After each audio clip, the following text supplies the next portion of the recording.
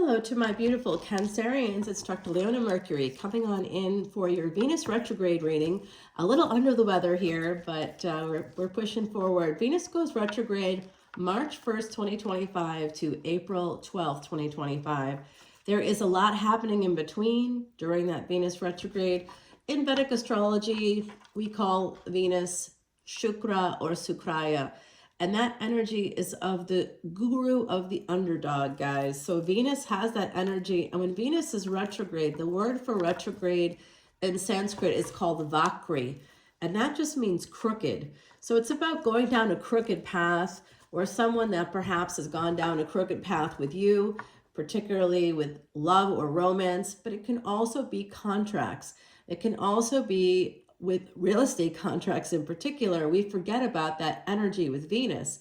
Also, anybody that's done something kind of shady within your family, that kind of stuff could start to come up during this time period.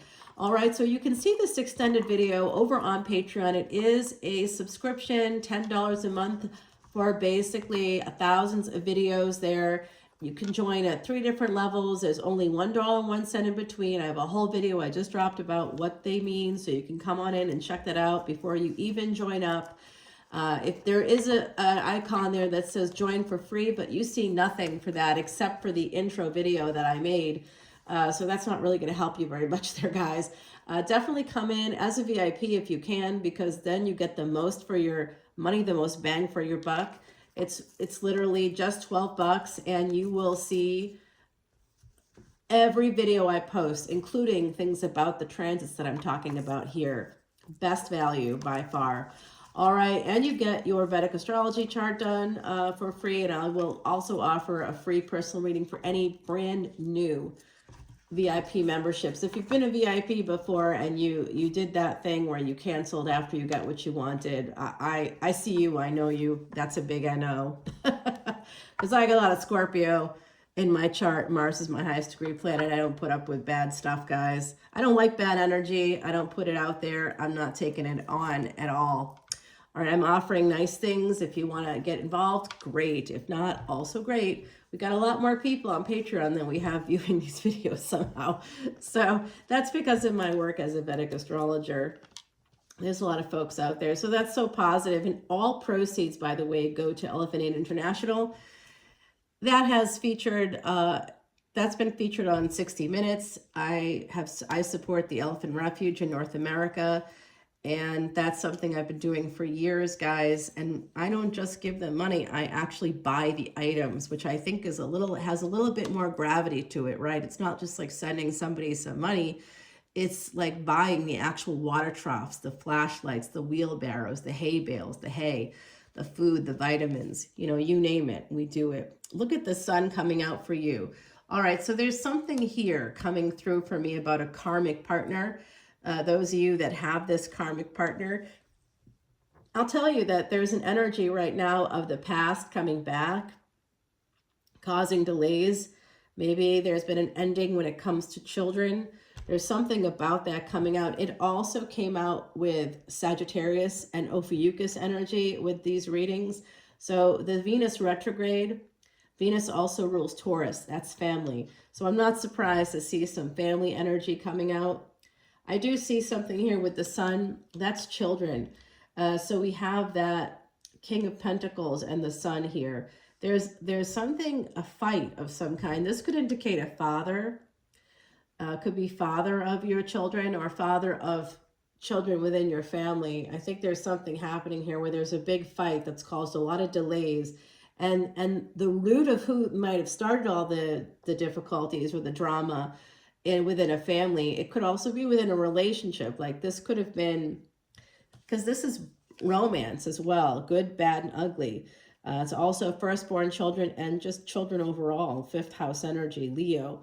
The sun is going to be moving during this period of time from Aquarius into Pisces while Venus is retrograde. And then when Venus goes direct, the sun will move literally 2 days later into Aries. So there's going to be quite a transit there.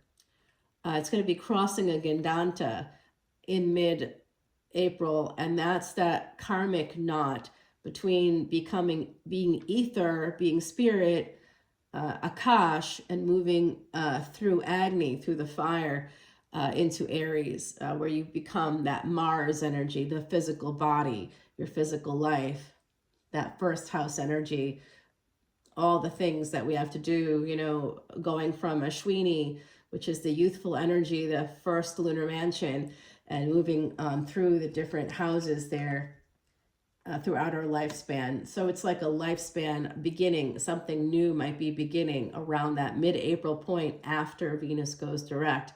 Usually when Venus is retrograde, lots of stuff can happen. And I do see angels here coming out. This is Sagittarius energy, ninth house energy, Jupiter, expansion, growth, and luck. And that's what the elephants do for us.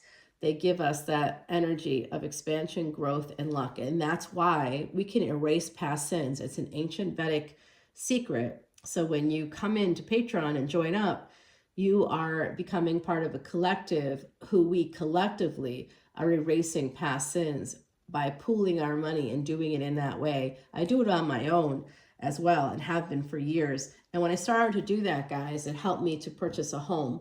With Cancer energy, I want you to know, whatever you have in Cancer, just know that that's where you have good energy for real estate stuff. You can be very successful with that. All right, I do see actually, this is interesting. I think that whoever this is, maybe has caused some of these problems. I see delays, and I think someone here has that really developed sense of intuition. You know that somebody caused a problem here with children, and there are angels around you that are helping you with that. I think that there's good things coming up here in the future. The sun will rise again, I'm hearing from the other side, because there's love coming in for you from the divine. So some of you, whether you know it or not, there are angels around you, people on the other side, family members, people that, you know, you think you've lost, they're actually with you.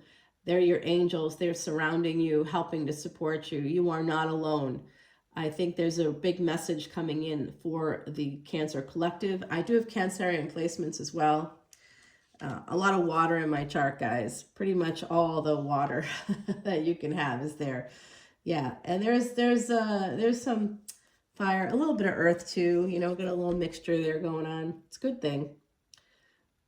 No air though, which is Cancer is the air of water. So I always think about Cancer as that like below sea level energy, you know, so like New Orleans, where I'm from, or that's where my family is from. I was born in another area because of military, but one whole branch of my family is really rooted there. I mean, literally, we're planted there after we die, and our seeds come up again in that same area. Quite remarkable. Oh yes, a lot of revolutionaries in my family, people that changed the whole social structure at a time when that was like impossible to happen. So I love that energy. I see that coming through. Someone here is changing things within a family structure, within a relationship. Maybe it's the relationship that changed, and that changed the family dynamic. But I see that there's a person here that's willing to fight, that's strong enough to fight, strong enough to hold on. And this is even managing a person that caused the problem. This person caused a problem, whoever they are. They definitely, this is interesting. I don't know. They underestimated you, whoever this is. They underestimated you, Cancer. There's a lot of love here coming in for you. There's a big opportunity as well. I see those of you that are single, if you want to know if someone's coming towards you, if you're single, yes, there is. If you've been married before and you're single, definitely yes. I see someone here who's been married before, who's had children with someone else in the past. And you don't even have to have been married. You just had children with someone else. I see that person. If you're a single person, I see you having a big opportunity coming in here. Someone is holding on to their anger, though, in a situation that's really not super positive. And even though I don't read reverse cards, this just came out in reverse. So I feel that it's important for us to look at this as like a mirror image in some way. So someone here might have been a little naive in how they approached the situation. And when I say that, I say that with total love and respect, because we're all a little naive when we're dealing with people that are exploitative. You don't expect others that you love and who you've shown love to and respect to reciprocate by exploiting you. And so that's called dark empathy, a dark empath. That's kind of a term that's being used now to kind of describe people who are narcissistic in nature, who may even have narcissistic personality disorder, which is a serious cluster B, very socially destructive personality. And how do you know if someone has it? Well, a rule of thumb for any personality disorder, especially the cluster Bs, is that you'll see people will say no more than they say yes. Like, something has to happen. And anybody else in that situation would be like, well, I got to work that day, but let me call my boss and I'll do what I can. And maybe I'll show up 15 minutes late, but I'll be there, right? So people are going to try to accommodate when it's a necessity. Whereas people with cluster B personality disorders, it's always no. They're always difficult. They're always finding problems. They're problem oriented. They prioritize problems over people. You notice this about a certain family member, partner, for some of you, whoever this King of Pentacles is. I think that they're a father. They may not be your father. They could be the father of your children. They could be the father of your grandchildren, but they're a father. That's who's causing some problems here in a situation. And I do think that there is this great chance coming in almost simultaneously for some of you. There's a dual energy I'm feeling, where you have, on the one hand, maybe some difficulty, especially if you're getting divorced or in the process or at any point of a divorce. I see this difficulty happening with somebody that was very possibly even abusive, because the mythology is that Surya, the sun, actually was so abusive to the wife energy. Surya is anything that ends in an A in Sanskrit, or that A sound is masculine. So the sun is a masculine planet according to the Vedic mythologies and the Vedas. And so the wife of the sun actually was this kind of witch sort of figure, and created a shadow self to leave the gaze of the sun, because it burned to be near the sun.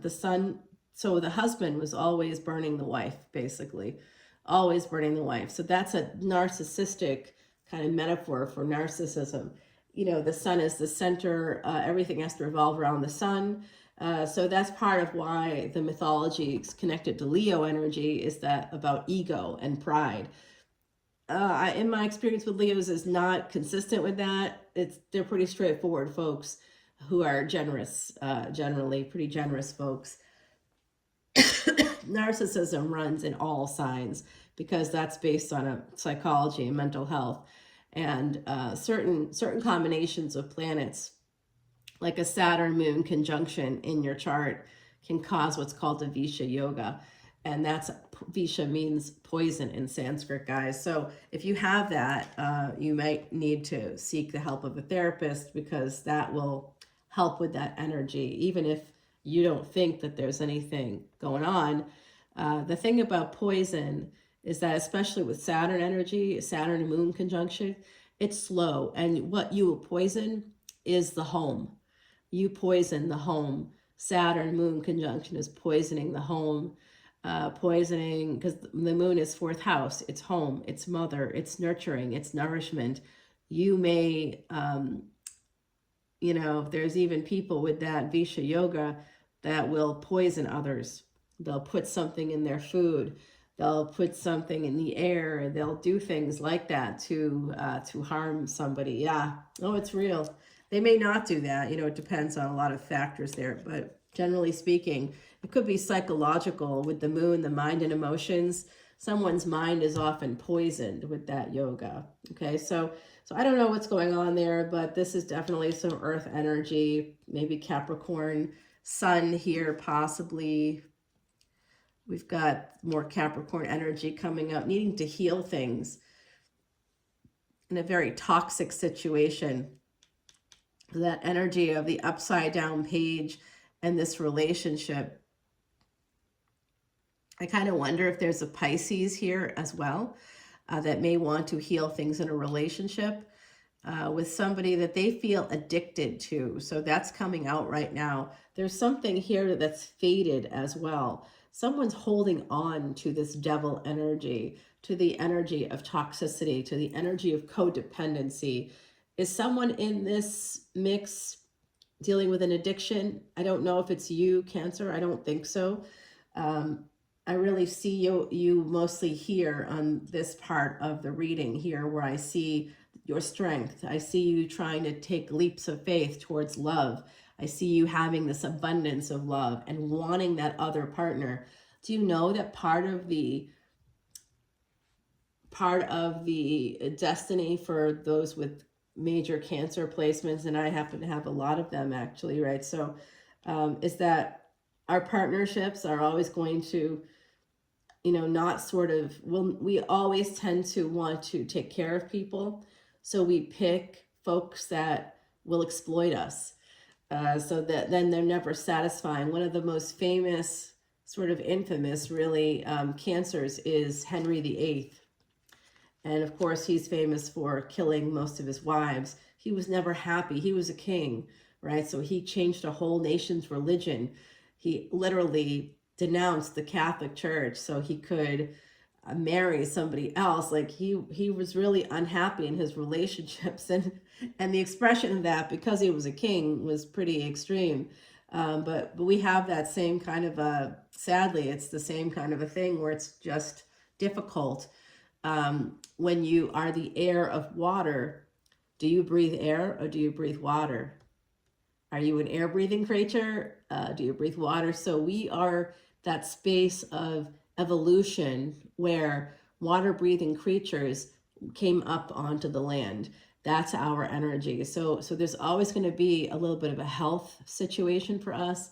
And it's always going to be difficult because wherever we go, we leave something or someone behind, because we're now adapting and evolving. We evolve beyond. We change things. Like I said, I see like revolutionary energy here. That is evolutionary. Revolutionary is just an R before evolutionary. So it's that energy here of like really moving things forward towards a whole new different direction. The Justice card here, a happy marriage for someone in the future, possibly here. What I really see is that there's some kind of a legal action taking place having to do with children. And I think that someone could be spying on you. They're in pain. You're in pain as well. There's a lot of pain here connected to, specifically to children, where there's a foundation of love, of divinity, like a very nice, sort of an energy coming from you. I'm seeing that whoever this person is, they're dysregulated. They may be a narcissist or have some cluster B traits. Yeah, possibly here. This person is not well. I do see that, but I think that there's another person coming forward for you.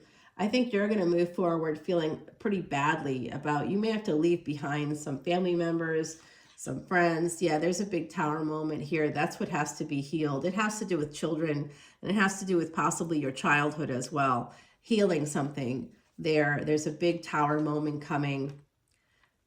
But like I said, you will heal that, and it slowly over time, generations of your family will come back together in love because of you, because of the foundation that you set, Cancer. All right, so I know this is a hard time, and March is going to be a really hella hard month for everybody, particularly for Cancerians. All right, so it's going to be rough on us because we're going to have the energy of Mars moving into Cancer coming up in May and part of June. So rough stuff. That's the the god of war, the planet of war, coming into our home. So I definitely see that the Venus retrograde energy showing us that there's a lot of lack of sleep. Someone here is going to feel stuck. There's going to be a lot of anxiety. And as a result, you may want to take some shortcuts. Don't do that. Someone is making a decision here to walk away or to get away from something. You know what? Don't do it. Someone's sabotaging you. I got some things to share with you, but I'm going to have to take it over to the extended. I will tell you there's going to be some money spent coming up. Looks like it could be on some legal costs. And there's something here about a mother coming out. The moon is our mother. That's our ruling planet. And so that full moon coming up in March 14th, let's pay attention to that date, Cancer. I have a whole series surrounding it. It'll be coming out this coming week, a week ahead of where we are right now. So I will see you for that. Then number 11 is awakenings. Expect to see something about the home, about a mother, your own mother, or yourself as a mother. There's something here connected to children, family, home, really coming out strongly. If you are single or about to be single, I do see a happy relationship coming in for you. I think the other stuff you're dealing with is going to kind of put that good stuff on the back burner for a minute, and you may have to make a really difficult decision in the future, but we'll talk about that more in the extended. I'll see you there. All the info's in the description box. Bye, Cancer.